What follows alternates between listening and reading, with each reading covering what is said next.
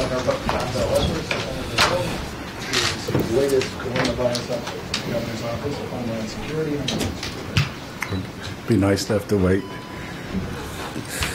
Good afternoon, everybody, and thank you for being here today, for tuning in, whether this is on radio or on TV. Obviously, this is a rapidly evolving and escalating public health emergency. We have things happening, obviously, here on the ground in Louisiana, but we're also following developments in Washington, D.C., out of the White House and out of the halls of Congress. So it's more important than ever that we communicate accurately and timely to get information to the public. First, I want to start by thanking President Trump for signing my request for a major disaster declaration for Louisiana. I submitted this request yesterday, and it was promptly approved last night. I also want to thank our congressional delegation because I know that they supported our request for that declaration, and that certainly includes all of them, but Senator Kennedy, who I know, contacted the White House personally last night requesting to the President that it be signed. This will speed the flow of funding to FEMA-approved expenditures and make crisis counseling available. The declaration should also allow for additional resources from the federal government and provide us with more tools and equipment to treat the sick and to increase our hospital capacity. This declaration brings Louisiana into the national conversation and ensures that we are not being left out of that conversation when talking about allocating resources to hard-hit areas around the country. In total, and this may have changed just before I walked in, if it did, I apologize, there are 5 states currently with federal major disaster declarations: New York, California, Washington, Louisiana, and Iowa. It looks also like the Senate is poised to pass a relief package that will be immensely helpful. That language is still being ironed out, but we understand an agreement in principle is in place. We are working very hard, even right now, to get our hands on that language so that we can lean as far forward as possible to identify all of the benefits that we can take advantage of, whether it's funding, flexibility, any other measures that will provide assistance to Louisiana itself, to local government, to businesses and employees, you name it. We are looking for every bit of assistance that we can make available so that we can do that just as quickly as possible. We also have concerns about making sure that there is relief, especially for workers who are not employees. They may be self-employed or they may be 1099 contract individuals. So they're not eligible for traditional unemployment benefits, and we're receiving a lot of inquiries from these individuals. We believe that there will be some assistance in this regard in the bill, but it's not certain yet what that looks like. I want to get to today's case count, which we update now every day at noon, and I will tell you the case count is very sobering. You can see it here. We now have 1,795 cases in the state of Louisiana and 65 deaths that are attributable to COVID-19. That is an increase of 407 cases since yesterday, and sadly that is an increase of 19 deaths. As I understand it, there are 48 of our 64 parishes presently with a positive case of COVID, but I can assure the public COVID is present in every single parish across the state, and so nobody should look at that map and think, oh, I live in one of the parishes that's still showing a 0. This virus has spread across the state of Louisiana. This is real, and our state and everyone in it needs to take it very seriously. It is of the utmost importance that we follow the mitigation measures that we have in place. These are measures that we know will work, but they will only work to the degree that people comply with them. And so I am urging all Louisianans, again, to make sure that you're doing what we've asked of you. Make sure that you are limiting contact, limiting travel, doing only essential things when you leave the house and not leaving the house more than is absolutely necessary. Follow those social distancing guidelines. Keep 6 feet from yourself and someone else when you just have to be in the presence of other individuals. Make sure that you continue to wash your hands with soap and water vigorously for 20 seconds. Use hand sanitizer when soap and water isn't available. Control your cough. Stay home when you are sick. That remains critically important. And I do want to thank everyone across the state of Louisiana who are heeding these measures. We know that compliance is increasing, but we also know we are not where we need to be. Everyone needs to do their part to fight this virus. And we're going to have to stick with these measures as long as it takes to make them pay off. We have to start flattening the curve. We haven't seen that yet. And so we have to slow the spread and extend the duration of this, again, so that we do not present more patients to the hospitals than we have the capacity to care for. We have all watched this play out in the previous weeks and months in other places around the globe, and now we're seeing it play out around the United States and right here in Louisiana.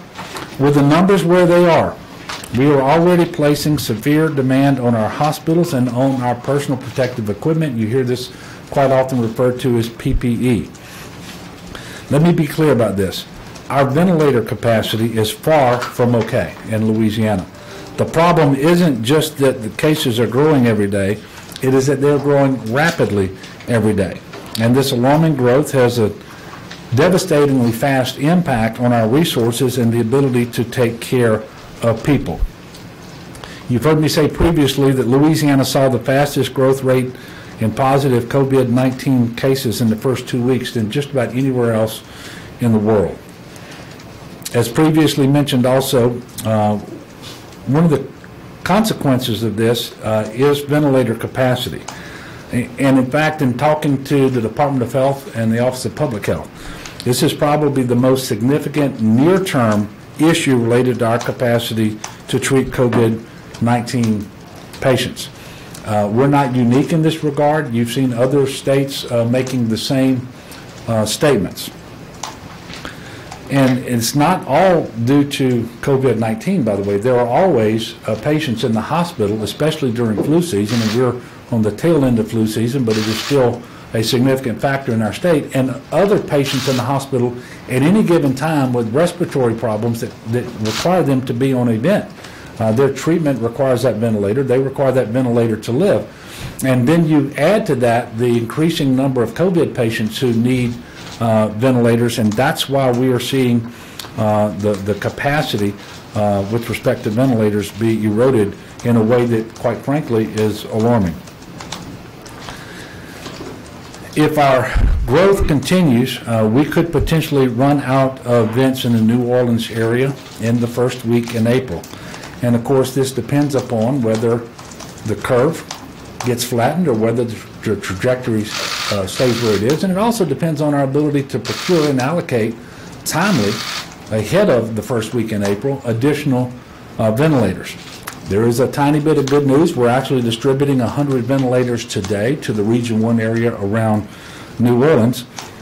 We do believe that over the next few days, tomorrow, there'll be another 100 ventilators, and we think that we may have access to an additional 100 ventilators early next week. But I don't count tomorrow's and I don't count next week because we don't have them in hand. But assuming we get those ventilators, that's a total of 300 that we will have allocated, and we're going to continue to try to get more. But even if we allocate all 300 of those, we know just in Region 1 we're still 600 ventilators short. And we haven't even begun to get to the Baton Rouge area and the Shreveport area, and they're going to need additional ventilator capacity as well. And with respect to ventilators, we're competing with every other state in the nation, and we're competing with many other countries across the globe as well. Not just for ventilators, but that remains the case for acquisition of PPE, things like masks and gloves. And we have requested and we have received supplies from the national stockpile and from private vendors as well. And we are grateful that we've been able to receive what we have, but quite frankly, it is not enough. We zero out the warehouse every day. We receive supplies, break down the supplies, and usually turn them around in about 24 hours. To make this happen, the National Guard, the soldiers and airmen are working extremely hard, doing some terrific work for all of us, but they're making shipments as late as 3 o'clock in the morning, or I guess you could say as early as 3 o'clock in the morning. Most of the masks that we have received up to date, and it's about 100,000 of these N95 masks, most of those have come from the Strategic National Stockpile. A little bit of good news. I've been in contact today with Tim Cook, the CEO of Apple. Apple is donating 100,000 N95 masks to the state of Louisiana. We hope to have those in our state, in our warehouse, so that we can allocate them very, very quickly. And I want to thank him and the generosity of the people at Apple for making that possible. To say that demand is outpacing supply would be a gross understatement. As you've heard me say over and over again, our healthcare workers are heroes, and they're working extremely hard under difficult circumstances in order to preserve life. And I want to thank them again, and I'm asking everyone to lift them up in prayer and do what we can to support those individuals. One of which is making sure that you're doing what we're asking you to do with respect to the mitigation measures, so that we can reduce the patient count, flatten the curve, and make their lives easier, make their PPE stretch further, and so forth. I want people to know that we're doing everything that we humanly can to deal with this emergency, and I thank all of our partners at local government, I thank all of our partners in the federal government, and certainly all of the people working at the state level as well. But our efforts really are going to be in vain to a very large degree if we don't get people to do their part by following the stay-at-home order that I issued on Sunday and that was effective at 5 p.m. on Monday. I know that there are many people paying attention and abiding by those the directions in that order, but I'm still hearing from some parts of the state where compliance is less than we would want it to be. And so I'm encouraging everybody to be a good neighbor. We know what it means to be a good neighbor to one another because we've been doing that for a long time, and we know how to come together in times of disaster and emergency, but this one is a little different. Rather than rushing to your neighbor in order to provide assistance, you're a good neighbor when you stay away and pick up the phone and call them. You can FaceTime them, you can Skype them, check on them, and we want people to stay in contact with one another, but virtual contact, not actual physical contact. Finally, I want to address those who are filing for unemployment claims. I understand that many people are having problems resetting their passwords in order to file. If anyone needs assistance with their username and password, please email hire, H-I-R-E, hire at lwc.la.gov with the subject password reset, and include in the email your name, phone number, and the last 4 digits of your Social Security number. We're also putting information on our website, which is la.gov.la/coronavirus. As I said yesterday, our blood banks are critically low in supply, so if you're healthy and are not showing any symptoms, please consider donating blood. It is safe both to donate blood and to receive blood, but we are running low. Food banks are also running low in donations, and I know a lot of you are struggling, but if you are able to make a monetary donation to a food bank, please do that. As little as $1 can sometimes feed up to 4 people. So I would ask you to go to feedinglouisiana.org and make that donation if you can. This is a rapidly evolving situation. We will continue to update you as things happen, and we have additional information to share with you. As always, I ask the people of Louisiana to join their prayers, join your prayers to mine, for healing and protection. We've been through many trials together. We're going to get through this challenge as well as one Louisiana. So with that, I'm going to take your questions. I do, as I normally do, have Dr. Alex Bu here from the Department of Health to address questions that may relate to testing. Yes, sir. Governor, on the ventilator issue, can you talk more about where exactly we're looking for ventilators? We've obviously also gotten a lot of national attention in recent days. Yeah. How exactly does that help us? And you mentioned the federal stockpile. Yeah. Are we getting vents from the federal stockpile, and if so, how many? I'm not aware of ventilators from the federal stockpile. I'll get that answer to you soon. We are contacting vendors. And by the way, our hospitals are also trying to source ventilators from the vendors that they would normally acquire them from. We are working a list of vendors as well, and we have requested them through the federal government. And again, I'll let you know whether we've gotten any from the federal government soon. But this is a very, very difficult item to find because everyone is looking for them all at the same time, and they're in very short supply. The demand is high. We do have additional strategies to create ventilator capacity by retrofitting existing breathing devices that are not really ventilators, but they can be made into ventilators by retrofitting them and by changing them, and we're identifying those devices and making sure that our hospitals are taking that into account, and that we use that particular technique in order to increase our capacity as well. But this is the nearest term big issue related to capacity to render the care in our hospitals that we know that we're going to need based on current modeling. Yes, ma'am. I want to ask a question about housing possible patients. Will you guys ever consider using the Ernest and Royal Convention Center in New Orleans? Yeah, so we have several strategies, and we're going to be making an announcement very soon because we know we need additional medical monitoring capacity.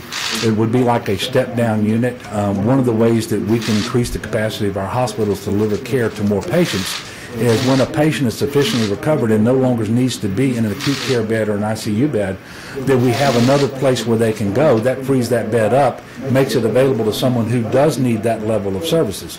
And so we have some strategies that we are looking at that we're going to make an announcement on very, very soon. I will tell you we are giving consideration to the Royal Convention Center for this, and some other places as well. And we will have more information soon on that. Yes, ma'am. And another question is, I see the numbers here, but can you elaborate on how many people we have recovered from this virus?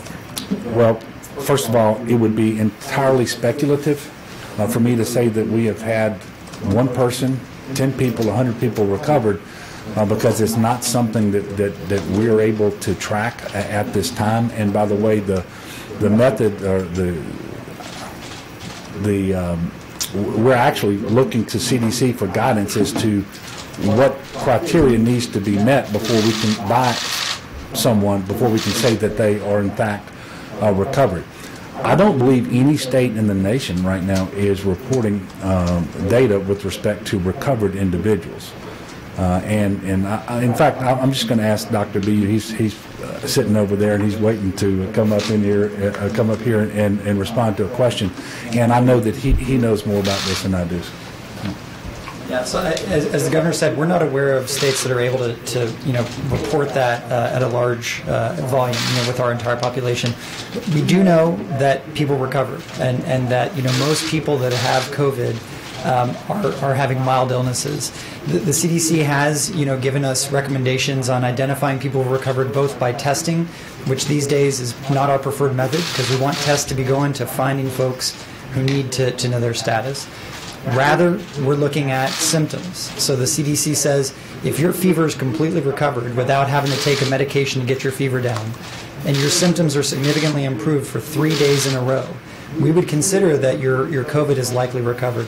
The challenge is we have to talk with individuals to get that information, and so what we're looking at is how would we as a state have that information. I think most importantly we want to make sure the folks who need care at the moment are where we're focusing our efforts. Thank you. Yes, sir.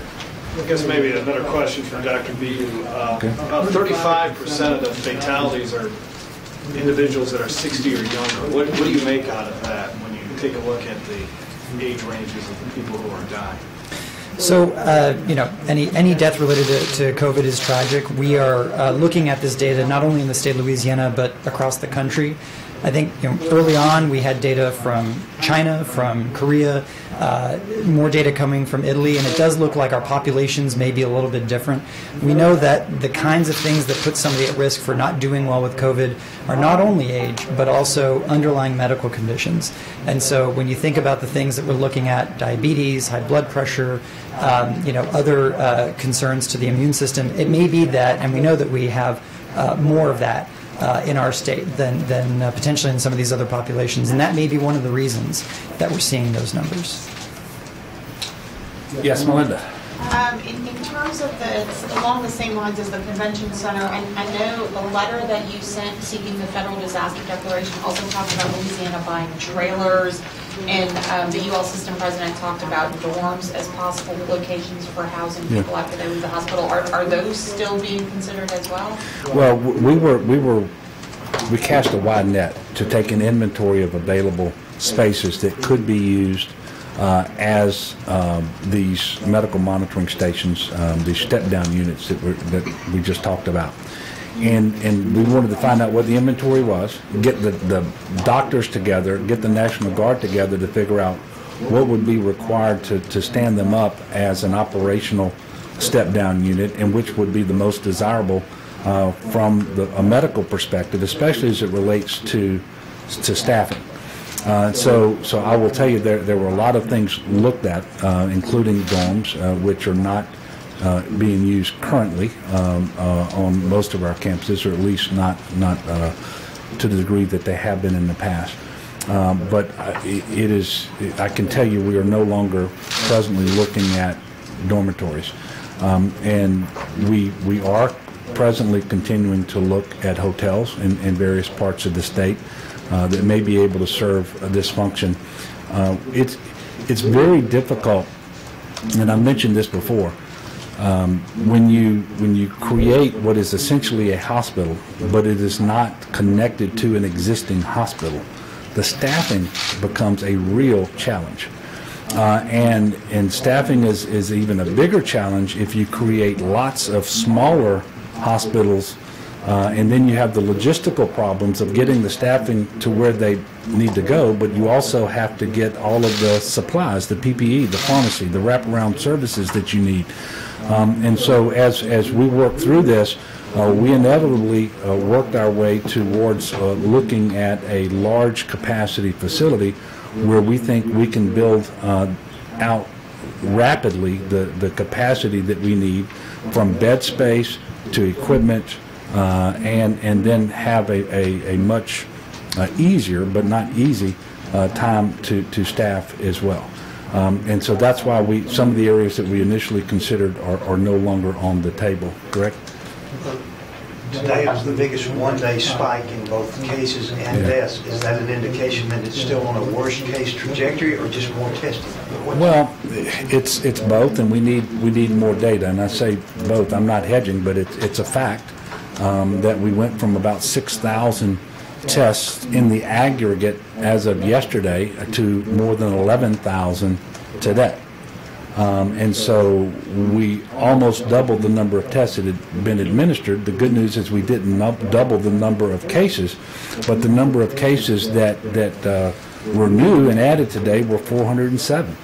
Yesterday that number was 216. The day before was 335. And so until you have more data points, you don't really know. I am troubled, because if you just look at this from a perspective of case growth, we are staying on that curve that we were on before. But more testing is always a good thing, because the facts are whatever they are, and we hate being in the dark. And so we like having more testing, and I assume that the number of tests administered every day will continue to rise for some time, giving us a clearer picture of what we're dealing with. But the trajectory of our case growth continues to be very alarming.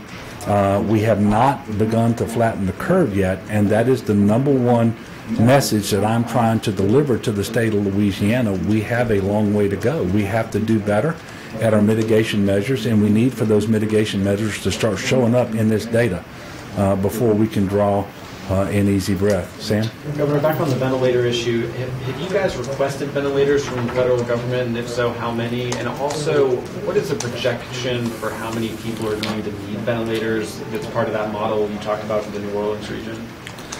I am showing that we have requested about 2,000 ventilators. I am unable to tell you presently with the information I'm looking at how many of those would have been requested from the federal government via the national stockpile, how many that we're trying to source from a vendor. So, Sam, I just owe you some more information on that. And I'm sorry, the second question was what? You talked about this projection that we're going to run out of ventilators in the New Orleans area. How many people do we project are going to need ventilators that underlies that prediction?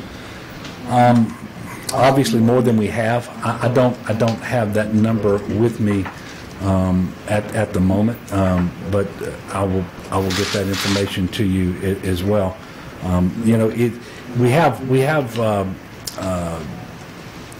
We're looking at information, and it changes a little bit every day, both as to what we believe the demand is going to be and what we think the supply is going to be. Obviously, the supply isn't growing anywhere near enough to make us feel comfortable, but we know that in the first week in April, we run a significant risk of not having the ventilators that we need to treat the patients who will require ventilators for proper treatment in Region 1, in that area around New Orleans. But you can look at the case numbers in the Baton Rouge and Ascension area, and then go up to Caddo and Bossier, and you know that there's every likelihood that they're shortly behind that. And so ventilators are critically important. Correct.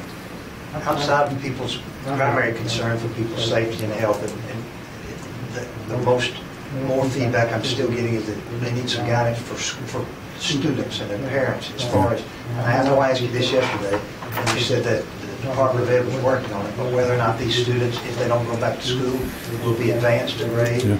Are they any closer to deciding those scenarios yet? Well, they're one day closer, but I don't have any more information than that to share with people, and anything that I said right now would be more speculative than fact, and I'm just not going to do that. They're working. It's going to depend on how long the schools are out, how much, if they go back this year, how much time do they have to administer tests and so forth. But I can assure you the Department of Education, led now by Beth C&O, under the direction of the Bessie Board, they are working on this, and they're working in coordination with our school district superintendents around the state of Louisiana. In the meantime, I encourage every parent, everybody out there who has these children who we all agree should be in school, but it's unfortunate they can't be, try to keep them engaged in things that are educational in nature. And we have programming on LPB, we have distance learning, we have information that is flowing every single day through school districts to principals and teachers, and we're trying to get that information to parents. And so I encourage them to do that. We don't want, regardless of when they go back, because I can't answer that question today, we want the least amount of regression to happen with respect to these children's education in that time period. Leo, did you have a question? As a matter of fact, I did. Yes, sir.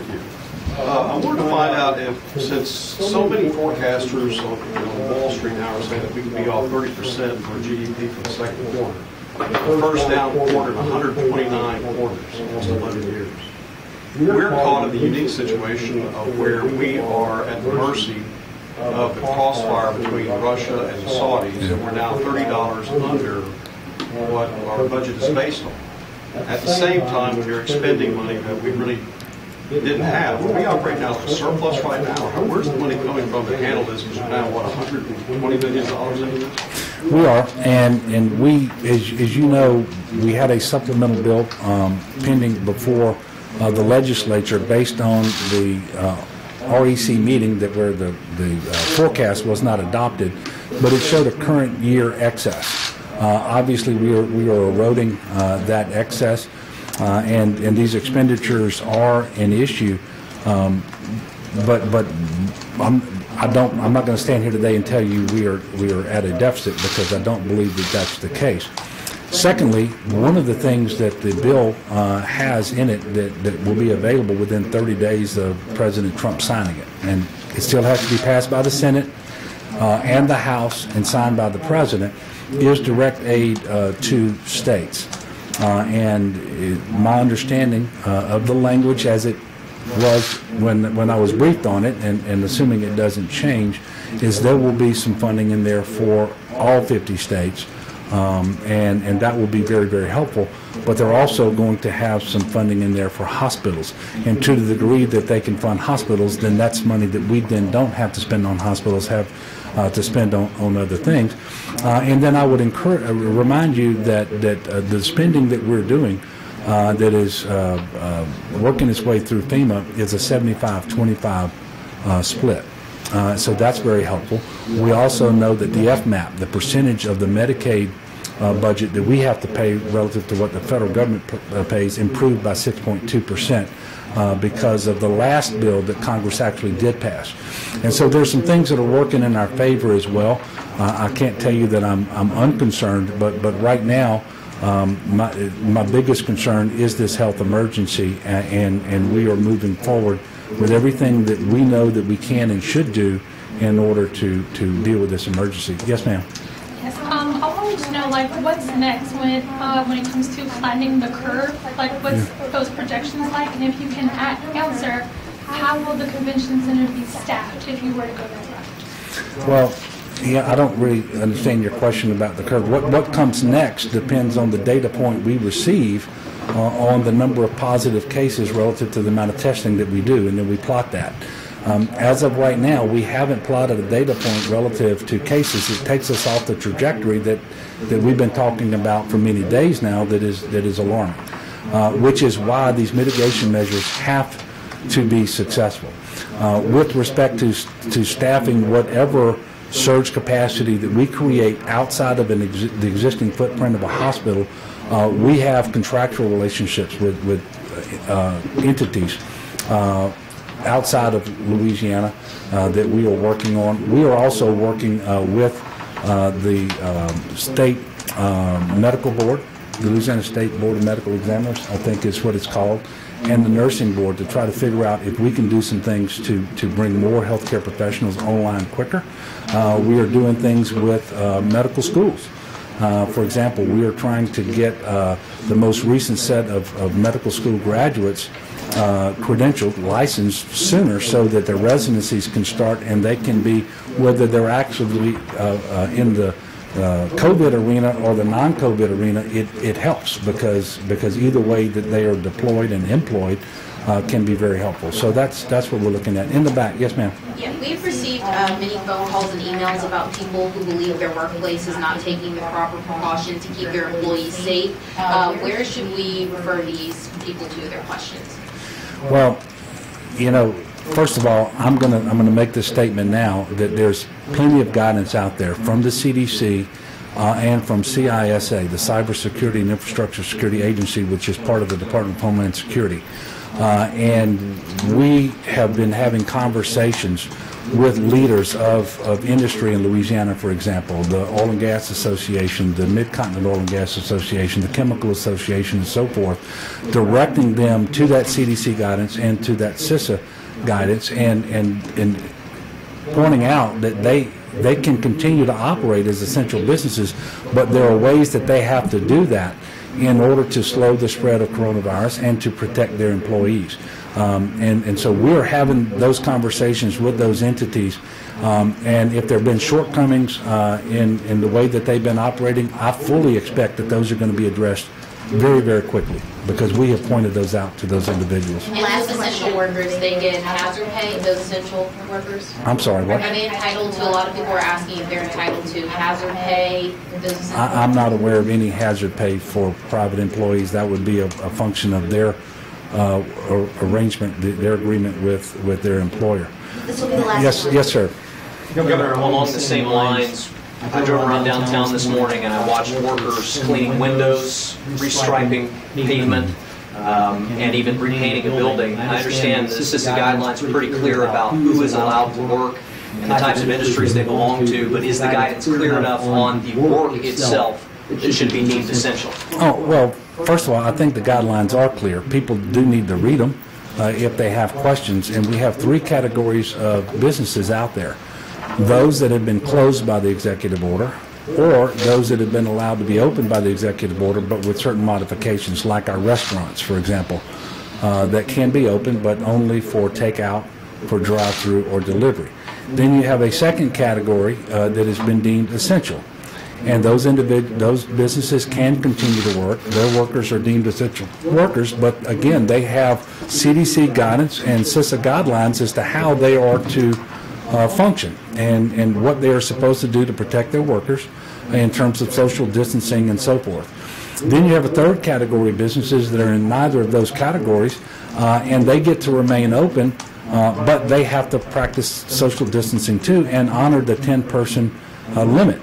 And so we're trying to strike the right balance between allowing those essential activities to continue and make sure that people have access to nutrition and drugs and gasoline and banks and so forth, but also keep most people at home complying with the stay-at-home order.